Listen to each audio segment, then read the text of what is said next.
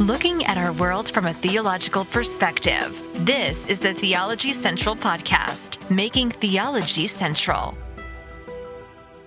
Good morning, everyone. It is Monday, June the 24th, 2024. It is currently 9:49 a.m. Central Time, and I am coming to you live from the Theology Central studio, located right here in Abilene, Texas. And ladies and gentlemen, I know you are excited.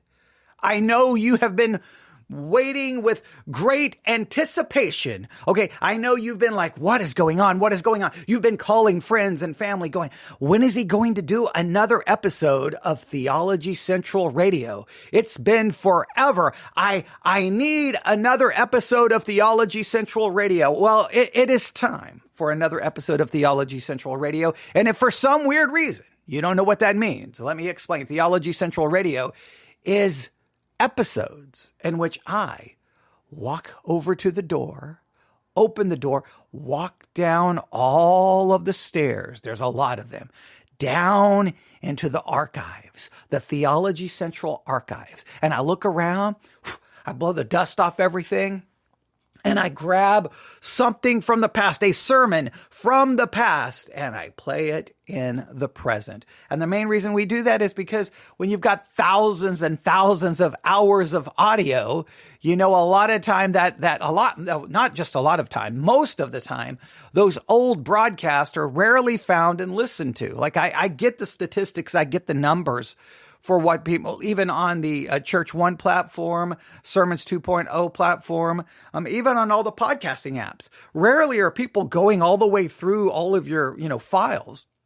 They're not going through episode after episode after episode going, we're going to go all the way to the first one I can find here.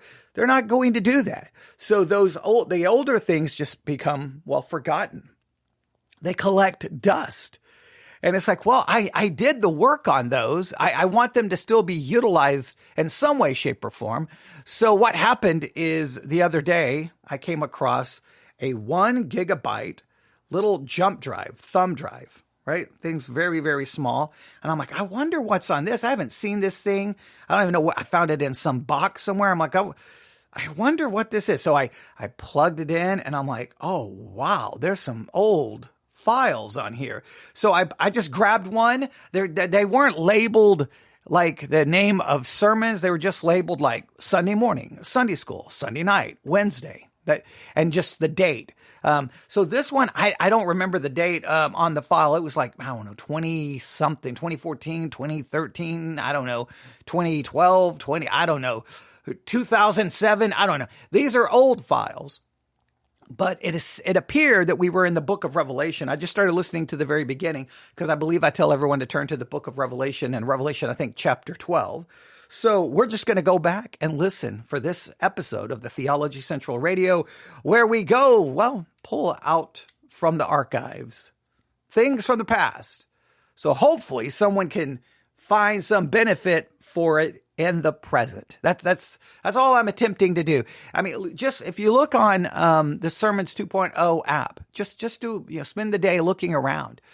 Typically, when you're looking around, now for the Sermons 2.0 app challenge, I'm always telling you to look up something and just choose random sermons. In that case, you may be finding some of the older sermons. Look at the dates of the sermons you're listening to. But most of the time, if you're using the Sermons 2.0 app on a regular, consistent basis, you're probably looking, I don't know how you find things. I have most things in my feed. Well, that's the newest message from whichever broadcaster I'm following. So I'm just listening to new one.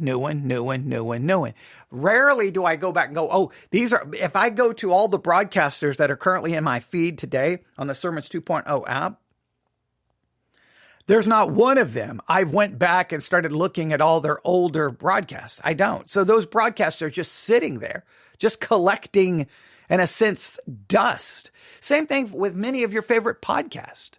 Most of the podcasts you listen to, how much do you really go back and listen to everything in their archives? Especially because podcasting apps are trash is when it comes to old content. You just have to scroll down, at least on the Church One app and even on Sermons 2.0 app. If you look up a broadcaster, at least everything is broken down into series, which is a greater chance someone will find the series and then go listen to those old broadcasts. So I'm always bothered by that, at least for me, because I know the hours of work that goes into preparing for a sermon, and then the preaching of it. And then you're like, okay. But then what you don't realize is, oh, you know what? As soon as that sermon is over, you know what you have to do? You immediately forget that sermon. You got to start getting ready for the next sermon. And then you got to get ready for the next sermon. And then you got to get ready for the next sermon. It's just always the next sermon. The past sermon, most people forget by Sunday night. If you preach it Sunday morning, all the statistics say this. Most everyone forgets that sermon by Sunday night. By Wednesday, it's almost completely gone. So then it's like, what did I even really accomplish in preaching it? It can become very discouraging. Well, when I know I've got thousands and thousands and thousands of hours of content, it's like, when I've always said, whenever I'm done broadcasting, don't know when it's going to be, I'm just deleting everything. I don't want anything left behind. It's just going to be gone, because really the content is only for the here and now. And I'm just, there's no point in keeping it around. It's just going to be deleted and done, and throw it all away and move on. And whatever happened when I was broadcasting happened, and it's over.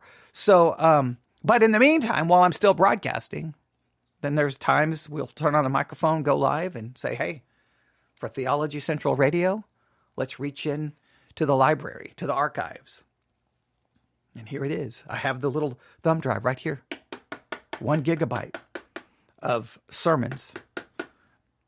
Well, it's not 1 gigabyte, because there's a lot of them on here, but it's not full. It's not completely full. And then I found another jump drive. Where did I put that one? It looks like a key. Looks like a little key, silver key.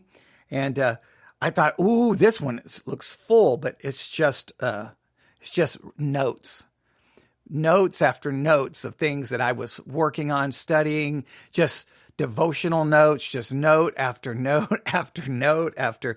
It's just I don't even know how many, probably 2,000-3,000 just notes that of just little things, maybe devotional thoughts, just little thing.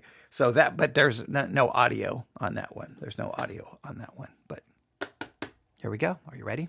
Let's do this. Let's go back to 2000 something. I don't know exactly what year. I should have written the year down. I know it was the Sunday morning service. So Sunday school had ended. So now we're doing the Sunday morning service. I know that.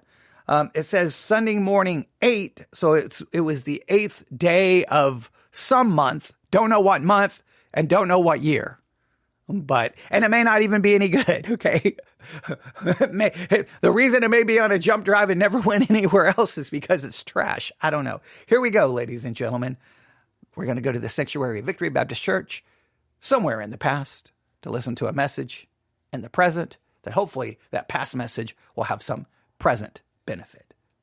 Thank you for listening. Here we go. All right. This morning for Sunday school, we dealt with indoctrination, manipulation, dogma, and propaganda.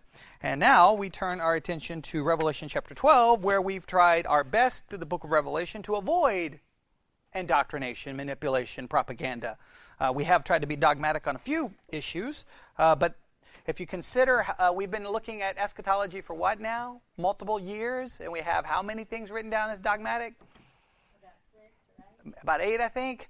That's pretty small, considering every other church, 10. We're up to 10 dogmatic things, where any other church, everything that they would have said for 3 years, they would believe is dogmatic. So I think that's, I would just want you to see the different approach. Because in most churches, every sermon is preached as if it is dogma. And what I try to teach you here is that I may say a lot in an hour, but there may only be one thing dogmatic in the entire 6 months that I preach, okay? Which drives some people crazy, or no, it drives some people crazy, and others don't get it, because others think everything I'm saying, I'm claiming is dogmatic, or because they don't understand that a lot of things I'm simply challenging the way you think, but that's, If you have to explain what you're doing, then at some point there's just no point. Okay, so I don't usually explain what I'm doing. I just hope that you'll catch on. But in Revelation chapter 12, we're going to once again try to avoid those negative things and see if we can be, well, we haven't really been dogmatic about anything other than we haven't really put it down as dogma, but I think we feel pretty dogmatic on the identity of most of the main characters in chapter 12. Who are name the main characters for me? We have the woman, we have the dragon, and the child. Out of those three, we've carefully looked at two, have we not? We've looked at the woman. We had three basic options to identify the woman, and those three options were Israel, the church, and Mary. The one that we can be pretty dogmatic about throwing out, why can we throw that one out? The woman gives birth to Christ. To Christ, okay? The church did not give birth to Christ. So we can throw that one out and we can be relatively dogmatic. Would everyone agree on that? I don't think there's any disagreement there. If you think the church gave birth to Christ, then, we got some problems, all right? So everybody got that? It being Mary, what's some of the issues with it being Mary?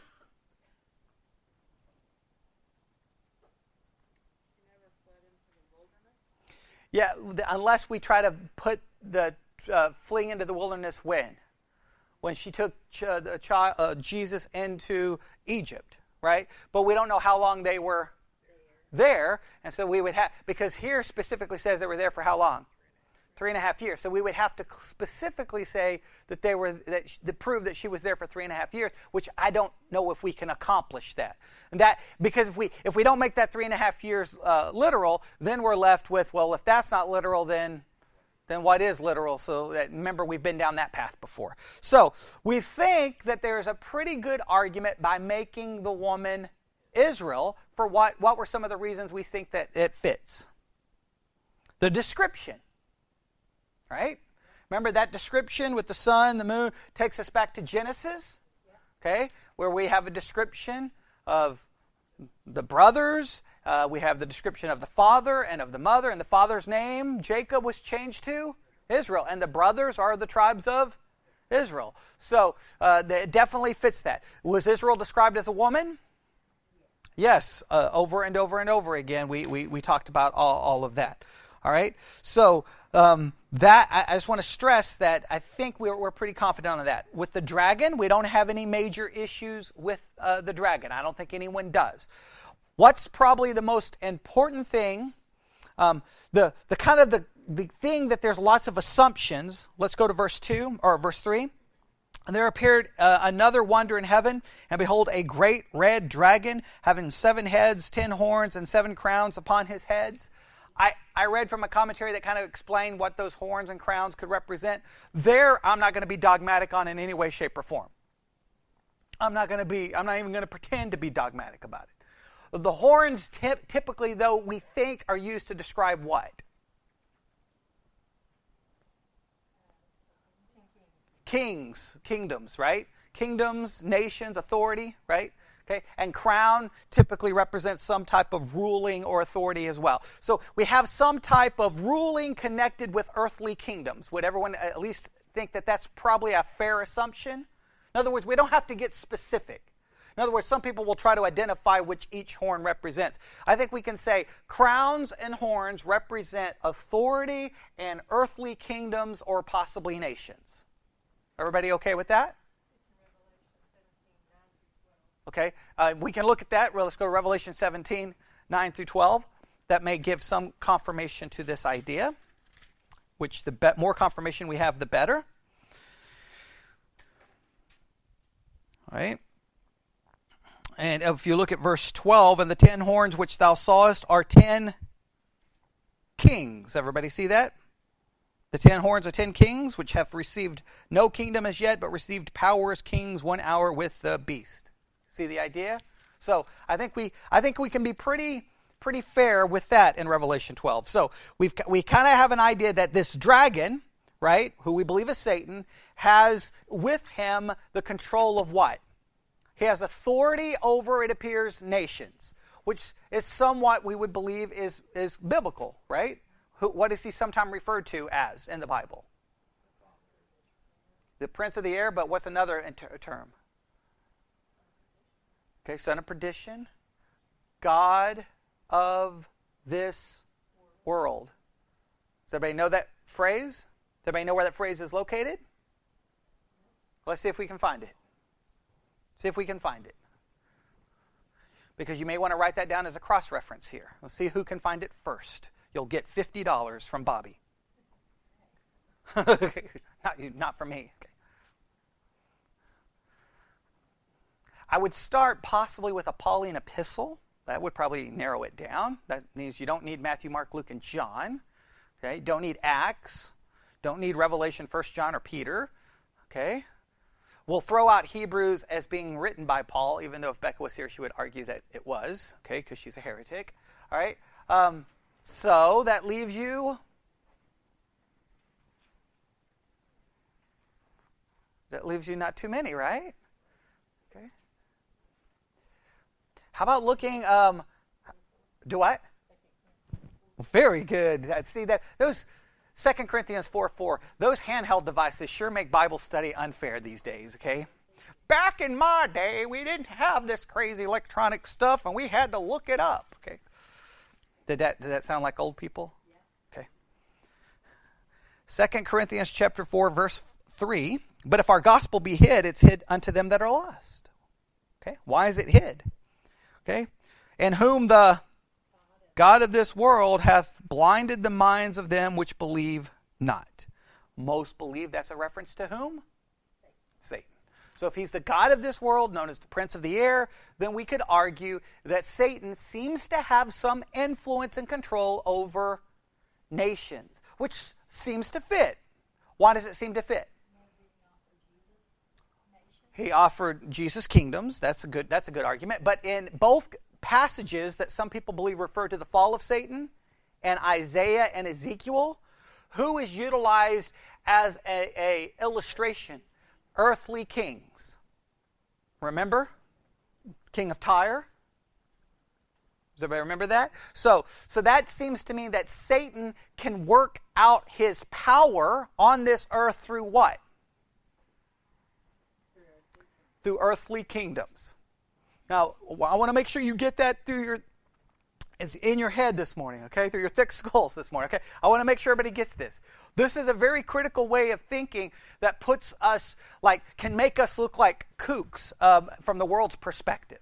In other words, when we see the world at work and we see nations at work, we believe that it is possible that those nations can represent and clearly be instruments of Satan to fulfill and move forth his agenda. Now, what's the danger of believing that? Yeah, you can start thinking everyone is controlled by Satan, which we don't have any evidence of that. So when we think of earthly kingdoms, I want us to consider, maybe write this down. Just write down earthly kingdoms. I want you to write down the following points. Okay? First and foremost, what's the number one influential factor in nations and in kings? Depravity. Would everyone agree with that? Yes. The number one influential thing inside a nation and inside kings is depravity. Why? Because how does the Bible describe the human heart? Desperately wicked and deceitful above all things. So, guess what nations or leaders of nations have inside of them? Depravity. So whenever we look at the political world and we look at what's happening in the world, what do we see at work? Depravity. We see selfishness, we see greed, we see, all kinds of things. That's how come there is a tendency in our world that the world is never going to come together and work together because everyone has depravity. And what's the very essence of depravity? What's the middle letter of sin? I.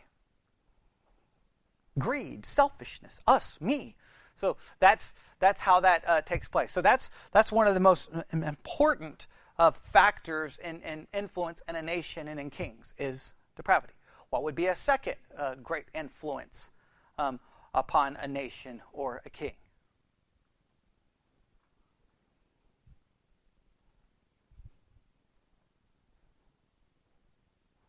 Cultural philosophy. Nations tend to be influenced by what? The cultural philosophy that is dominating the times and the majority of people. What's one of the cultural philosophies that is clearly dominating society today in 2017? Moral relativism. Okay, right? So we see that a lot of times in nations. You see a very kind of weird moral relativism that sometimes makes no sense. I'll give you an example, a great example in our country. And of course, this is not this can't be applied to every state because some states differ, but just consider the weird way laws are written in our country, right? If a woman gets pregnant, she in our country is legally, has a right to go to an abortion clinic and have that pregnancy terminated, which we believe is killing the baby. However, if a man is married to a woman, she gets pregnant, and it's a Friday night, and they get in a fight, and he begins to beat her, and she loses the baby, the man can be charged with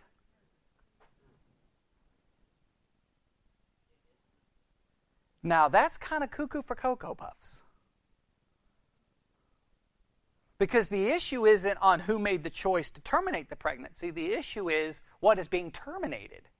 Is it alive or is it not alive? If it's alive, then it's murder no matter who terminates it. But when you have moral relativism, then guess what happens? You have inconsistency in morality. You have everyone's doing right in their own eyes. So whoever's agenda dominates the nation, that's where the nation goes with. Well, there was a large push to, accept a certain practice. Do you see how that works? So you have to understand, within a nation, moral relativism is the way a nation operates, because the nation constantly changes its views based off the majority opinion, and morality determined by the majority opinion leads nations to be engaged in some pretty messed up stuff. Do we need to get a history book and start reading it?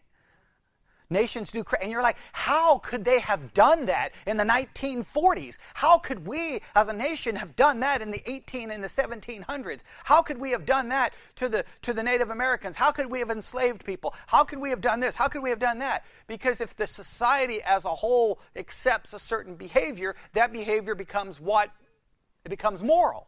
So then the nation operates that way. And if the nation is made up of depraved people, that's going to greatly call into question the morality found within the nation. Do you see the problem? Okay. All right. And then the third major controlling factor of nations would be what? Satan. Now, does Satan have to do a lot? Doesn't really have to be that specifically involved. And the reason I'm trying to show you those two factors before Satan is because sometimes, especially on prophecy teaching, they'll be like, this nation is a tool of Satan. I'm like, yeah, but America could be considered a tool of Satan for a lot of things we've done. Right? I mean, because all nations have, so you got to be careful before you say that. And then I want to throw a fourth one in, because this one is where Christians, we struggle. This has nothing to do with anything, but you know what I hate about my Kindle?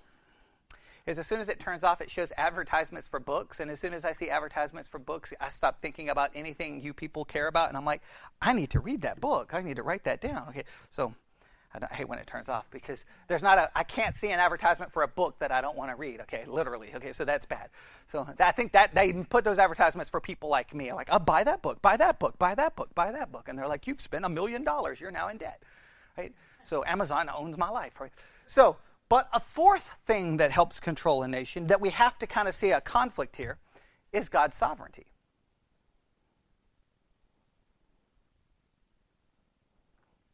Now, here's the weird thing. In a roundabout way, if we go from Genesis to Revelation, we have a story of two opposing ideas. On one hand, we have man's depravity, man's moral relativism, Satan, all working together to do things that are completely contrary to what? God. True? Is that entire history from Genesis following? Ever since Adam and Eve sinned, everything is just a constant struggle of, it can be a person or it could be a nation, going completely opposite to God's law, God's standards, everything. And they're in conflict with God. In the book of Revelation, all of these competing ideas they merge together. Right? I don't know how many movies you watch, or books you read, but sometimes in a book or sometimes in a movie, the movie starts and you have like 3 or 4, it seems unrelated stories or ideas all being presented. And you're kind of like, it goes from here, then it flashes to here, and it flashes to here, and it flashes to here, and you don't really quite understand. But before it's all over, it does what? It brings them all together. The quality, the talent of the writer is the ability to keep you interested in all 4 and then have a way to merge them together. The Bible merges these 2 ideas together. What do we find in the book of Revelation? Well, who starts showing prominence over how nations are being run? Satan. But who's going to ultimately step in? God. So it's almost like God's like, you can run around, but guess who's going to step up? This is very similar to Psalms chapter 2. Right? Go ahead and turn to Psalm 2. You can kind of see the concept here.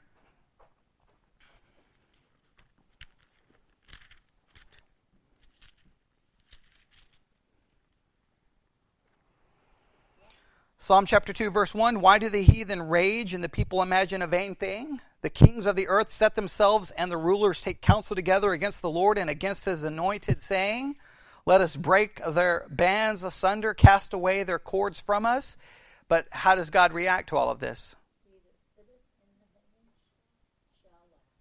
And what does God do?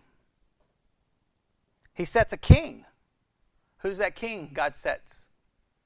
It's Jesus Christ. And I will declare thee, the Lord has said unto me, thou art my son, this day have I begotten thee.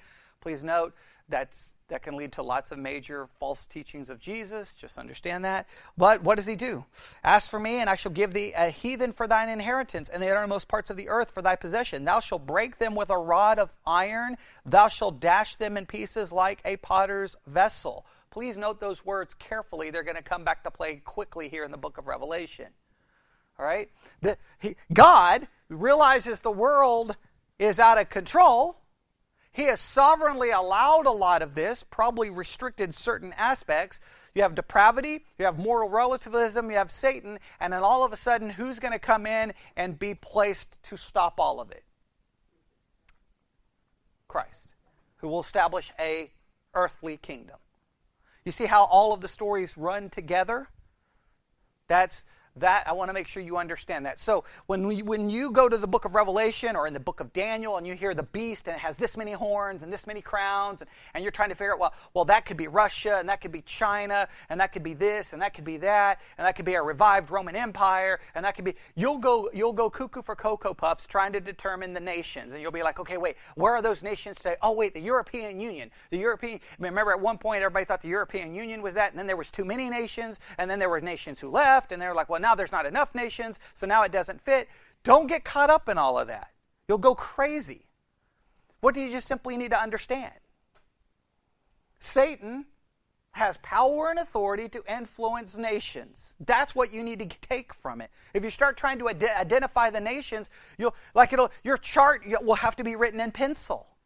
Because the nation you think now is the nation we need to focus on will be a nation. I mean, at one point, everyone thought we were going to be nuked by Russia, right? The whole world was scared of Russia. Then Russia kind of went to insignificant. Then everyone was worried about China. Now everyone's worried about North Korea, okay?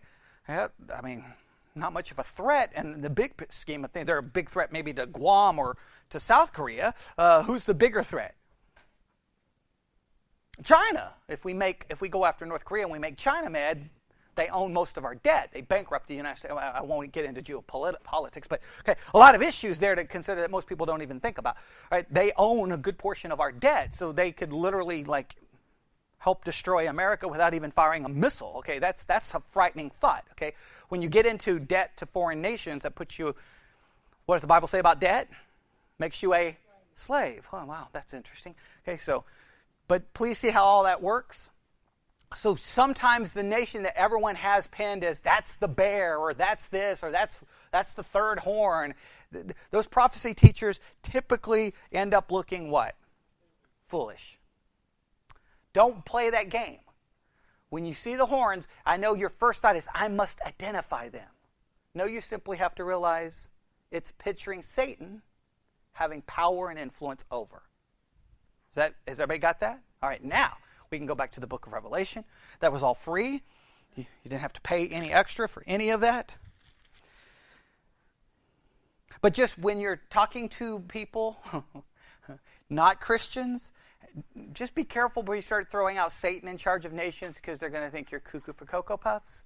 You can focus on depravity and moral relativism, and then maybe at some point, we're not afraid of it, but just when you say, oh, Satan is in control of that nation, first, don't identify the nations because you don't know.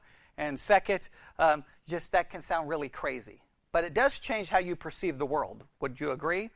You believe there's another force in operation. You believe there are two forces in operation that a lot of people in the world don't acknowledge. And that can make you look a little crazy. All right? Now, all of that, then what happens? He's got the crown, he's got the heads, but here's the verse 4 is very critical. His tail drew the third part of the stars of heaven and did cast them to the earth. Now stop right there. What is probably most significant about that action? As a good Bible student, what's the most significant thing about the action as described there in that verse?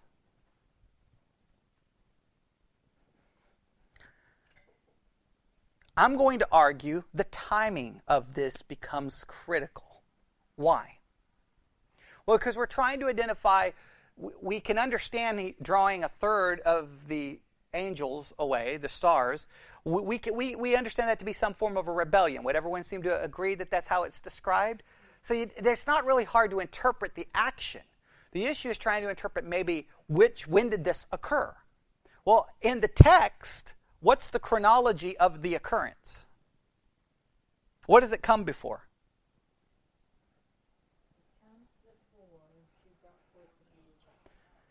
It happens before Jesus is brought into the world. So that means it has to happen before the birth of Christ.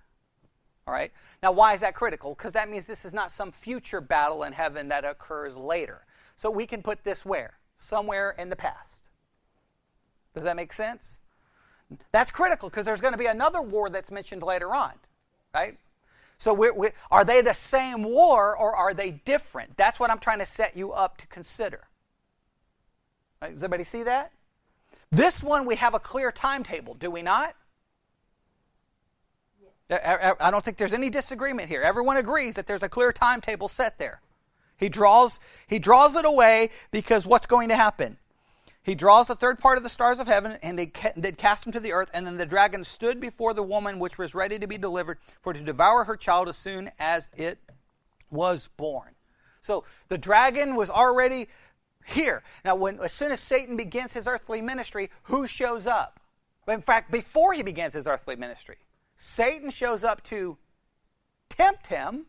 So the dragon clearly is already present. And what else does Jesus encounter throughout his earthly ministry? Demonly possessed people, clearly demonstrating the stars had fallen and come to earth. So everybody got that? So that makes it absolutely essential to the story. All right. So far, so good? All right. Now, here I'm going to begin to go through what this commentary has to say. They give us verse 5 and 6. Let's read verse 5. And she brought forth a man-child who was to rule all nations with a rod of iron. Stop right there. That's a reference to Psalm chapter 2. That's critical. Now, why is it critical that this child is going to rule the nations?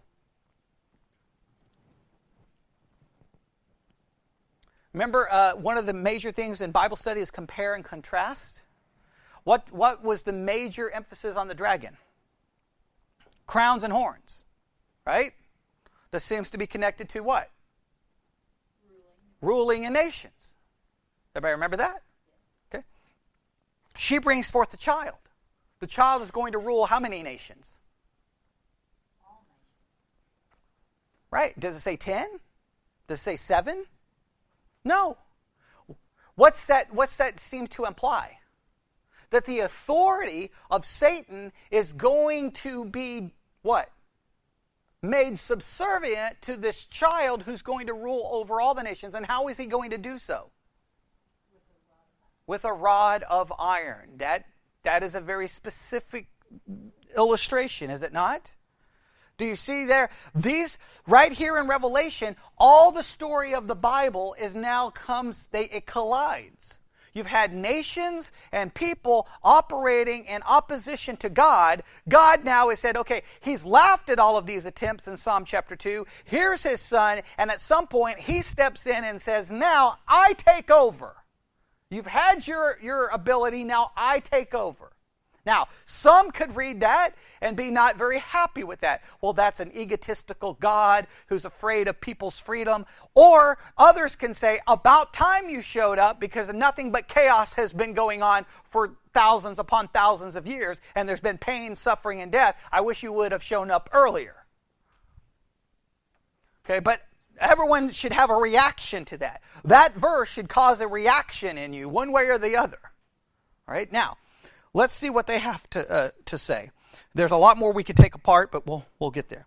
In spite of all Satan's relentless efforts to prevent it, the woman, Israel, gave birth to a son. The incarnation of the male child, the Lord Jesus Christ, who was born of a descendant of David, according to the flesh, was the fulfillment of prophecy. Israel brought forth the Messiah. The Bible emphasizes that Jesus was of Jewish lineage. He was a son of Abraham, a member of the tribe of Judah, and a descendant of David. I'm not going to quote all the scriptures to prove all of that. If you need to prove all of that, I don't know what to say. So let's go through that again. The idea is that the Israel gives birth to the son. And the reason why is over and over and over it's emphasized that Jesus came from Israel, from the Jews. And let's go through them. He was a son of Abraham. All right? Matthew chapter 1, verse 1, if you need to look at that.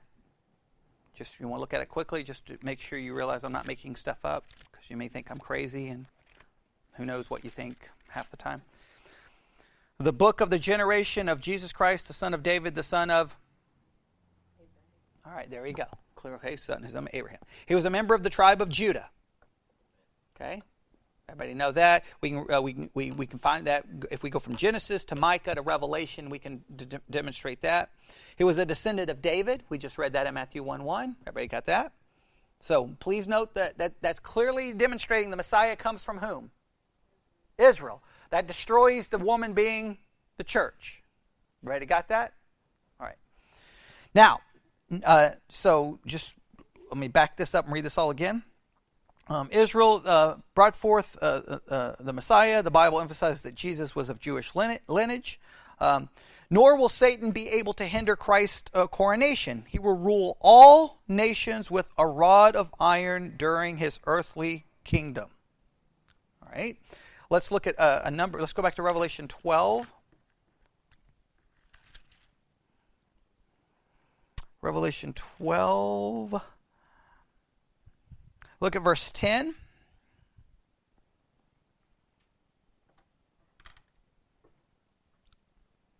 And I heard a loud voice saying in heaven, now is come salvation and strength and the kingdom of our God and the power of his Christ. For the accuser of our brethren is cast down, which accused them before our God day and night. Clearly what's demonstrating again is what? Satan is put down, Christ is exalted. The one with all this power, with the one who had the control of nations, he loses everything and Christ is put in the rightful place. Any questions there? No? Good? Okay. I'm not going to go. They quote all kinds of verses in Revelation seeing this exact same principle. We've already looked at Psalm chapter 2. They quote Psalm chapter 2. We've already looked at that. This indicates that this rule is a breaking, a shattering work of judgment. In fact, the verb here carries the coronation of the connotation of destroy as it does in other parts of the Bible. So he's coming to rule, to destroy. He's coming to take it. In other words, it's not going to be a peaceful change of power, which we've already seen in the book of Revelation, right? Has there been a lot of peace going on? There's been plagues, death, and destruction. So he's taking it back. The Messiah will come to destroy all the nations. Go to Revelation chapter 19.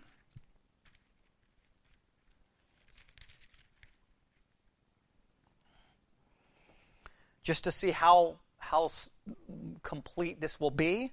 Revelation chapter 19, I want you to really drink this in, what we're about to read. I saw heaven opened. I behold a white horse, and he that sat upon him was called Faithful and True, and in righteousness he doth judge and make war. His eyes were as flame of fire. On his head were many crowns. He had a name written that no man knew but he himself. He was clothed with a vesture dipped in blood, and his name is called the Word of God. And the armies which were in heaven followed him upon white horses, clothed in fine linen, white and clean. And out of his mouth goeth a sharp sword, that with it he should smite the nations, and he shall rule them with a rod of iron. Does that sound familiar? Right? See, I'm trying to read slow because I read too fast. Right? I'm trying. And he treadeth the winepress of the fierceness and wrath of Almighty God. You know, reading that slow, how painful that is. I literally want to start crying right now. Okay, because I could read this whole book like in 10 minutes. Okay, all right. And he hath on his vesture and on his thigh a name written, King of Kings and Lord of Lords. And I saw an angel standing in the sun, and he cried with a loud voice, saying to all the fowls that fly in the midst of heaven, Come and gather yourselves together unto the supper of the great God. Now that's a disturbing verse.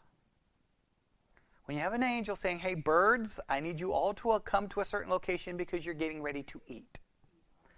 And what you're getting ready to eat is not going to be bird seed. What are they getting ready to eat of? That you may eat the flesh of kings. Now, sometimes people are like, I don't like certain movies because they're too gory. This is pretty gory here, okay? It's pretty. You're going to eat the flesh of whom? I want you to just emphasize that. Whom? Kings. Satan has crowns and horns that represent authority and kingdoms. But the kings are getting ready to be eaten by birds. Right? Not the Hitchcock film, but okay. Right? Those special effects are really bad. Okay. And the flesh of captains and the flesh of mighty men. Going after what? They're going to eat the flesh of authority. Right? What else? Yeah, poor horses. I'm glad Jessica's not here this morning because Jessica would not like this. Okay? All right. Yeah, I mean, horses, the flesh of all men, both free, bond, both small and great. The birds are coming to partake of everyone. That's a horrific image. You're like, there's no way to hey kids, let's draw a picture of this for Sunday school. You're like, that's not the art people hand out in Sunday school for kids to draw. But it's there. And what is this demonstrating? That Satan, with all his power, with all his authority, and the earth can run around with all their moral relativism. They can run around doing everything they want. But the time is coming that heaven is going to open, and the one that God has established as the true king is going to come and lay waste to everyone, that they now become simply bird food. That's a disturbing image. Verse 19. And I saw the beast and the kings of the earth and their armies gathered together to make war against him that sat on the horse and against his army. And the beast was taken, and with him the false prophet that wrought miracles before him, that which he deceived them that had received the mark of the beast, and them that worshipped the image. They were cast alive into a lake of fire burning with brimstone. All right. So what two powers is being destroyed here? Earthly and spiritual. What did the beast have? Crowns and horns. Which represents his spiritual power over earthly power. What is Christ getting rid of? Both. Right? And the remnant were slain with the sword of him that sat upon the horse, which sword proceedeth out of his mouth, and all the fowls were filled with their flesh. And then immediately after all the earthly powers are destroyed, after Satan is thrown and the false prophet are thrown into the lake of fire, then what takes place in chapter 20? A new kingdom is established. A new kingdom is established. So this child is the one who's going to bring everything under subjection to him. Which, is that not what we read in the Bible about Christ? That God is going to make all of his enemies his footstool. That everything is going to be brought under him. Now, just think this through. You only have two options in how this happens. Option number one, the amillennial option. That all happens when and where? We're a part of it right now. That's happening right now in the church. Do you see the church having power and influence over all the nations of the world? Give me a break. Especially, we have a little less now than we've ever had in history. The church, nations have become, look at it, go to the UK. There are churches now that are just, they've turned into all kinds of, some of them have become mosques. Okay, the church in the UK has lost all influence and power. In the United States, the church is almost a laughing stock. Right? The church is running around like, oh, we'll make the world love us by having, seeker sensitive and all. No, we've lost everything. But so there's no way to say that this is the church. That the church is going, it's the idea that the church is emphasizing that we're in the millennial kingdom now. We're not in the millennial. Jesus hasn't come out of heaven and destroying everyone, and people aren't being eaten by birds through the preaching of the church. Okay, if that's the preaching of the church, man, I better start becoming a lot meaner in my preaching, because I need you to be so destroyed that birds come in and start eating you. Okay, that people think I'm mean. I was just trying to be a good amillennialist. That's what I was trying to do. I was trying to preach this way. Okay, so that's not happened. And what's the other way of it occurring? Literally. And if it's literal, well, it's not happened yet. All right. Anybody there? An iron rod is also one that cannot be broken. Just as all of Satan's past efforts to hinder have failed, so also will his future efforts fail. The phrase rod of iron speaks of his resoluteness of Christ's rule. He will swiftly and immediately judge all sin and put down any rebellion. Between Christ's incarnation and his coronation came his exaltation when he was caught up to God and to his throne. At his ascension, Christ's exaltation signifies the Father's acceptance of his work of redemption. Go back to chapter 12. You can kind of see what they're referring to here. He brought forth a man-child who was to rule all nations with a rod of iron. Note, who was to. Note, who was to. When he came, he was to do that. It didn't happen yet, right? And the child was caught up unto God and to his throne. So you have the incarnation, and then you have the ascension. All right? Any problem there? And from there, he's going to come back to do what? To take over and to rule. Right? What? But please note that. Okay. Oh, now this is good. This is good. All right. If y'all don't act like this is the most awesome thing you've ever heard, I'm going to be offended, and I'm never coming back. Okay. Right, because it just hit me, the thought. Right? Think of how this worked. Satan came into the garden, right? And he caused Adam and Eve to fall. Right? By causing them to fall, he established what kind of authority over man? Spiritual. Because now man became depraved. He established a spiritual authority. right?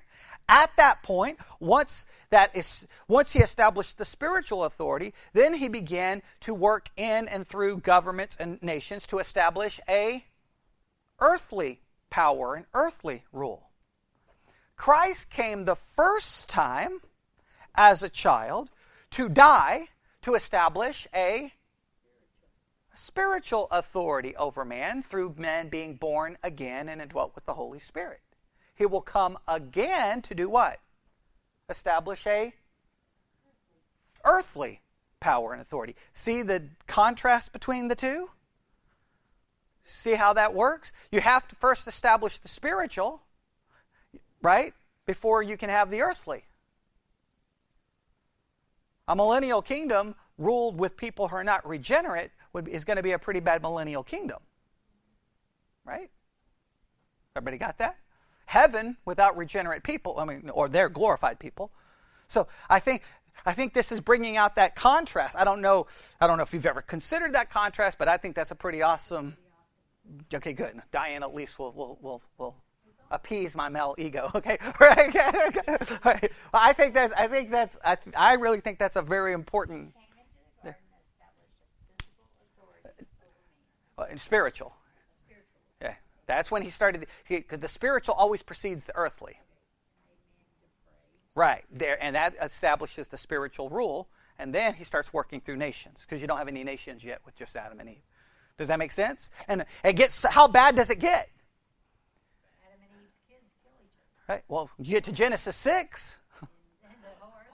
He's taken over the whole earth and around, and so God has to step back in at different times, and you can go on and on and on. When Egypt, how bad was Egypt? They were going to start drowning people's babies, right? That's pretty evil.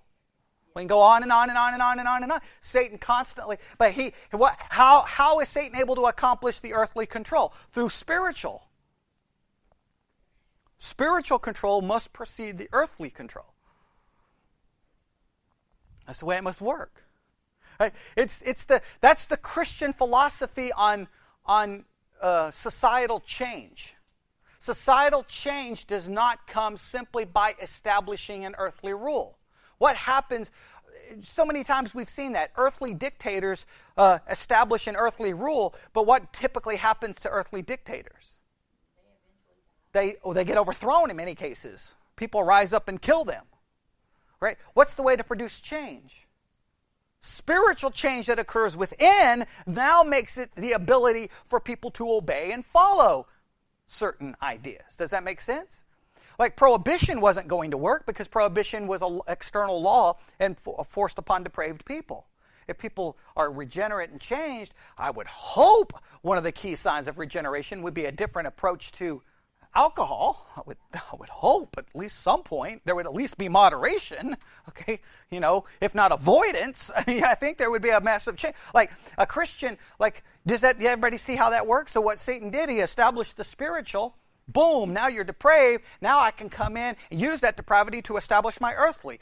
Jesus came, died to establish a spiritual kingdom. And that what we're all a part of a kingdom. That's the amillennialist argument all the time. It's not an earthly kingdom. It's not. You're right. It wasn't an earthly kingdom. It was a spiritual kingdom made up of regenerate people, right? But guess what? He's going to come back and set up an earthly, just like Satan did.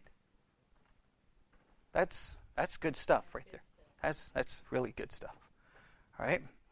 That wasn't even in my notes. Not that I have any notes, because I don't. Okay?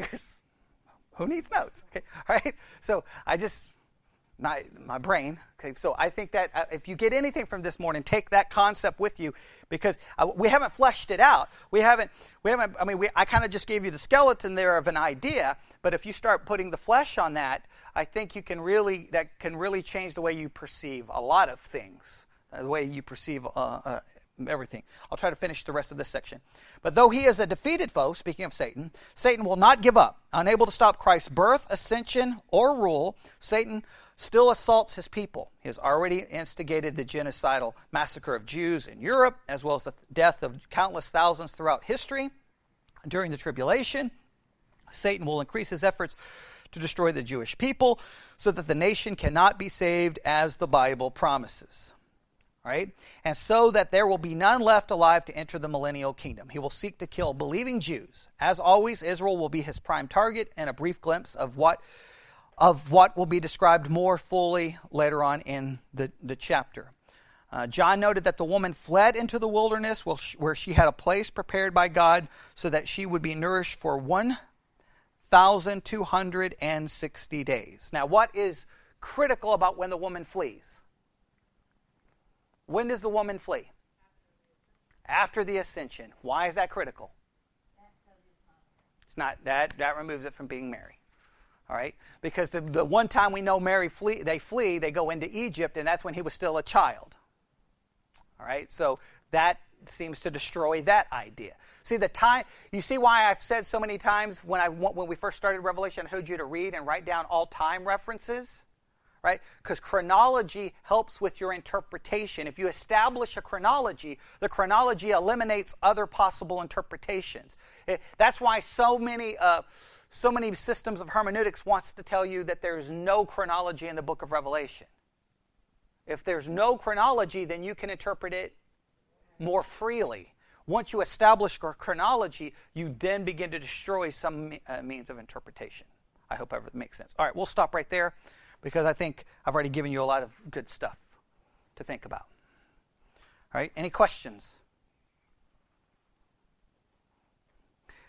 So what I want you to, I hope you feel the impact that in a roundabout way, when you get to Revelation 12, like let's say you had just read the Bible from Genesis to Revelation 12, when you get to chapter 12 and you start seeing this description, it's almost like, it's like finding the climax to the book. Like it's all coming to a conclusion. The dramatic end is happening.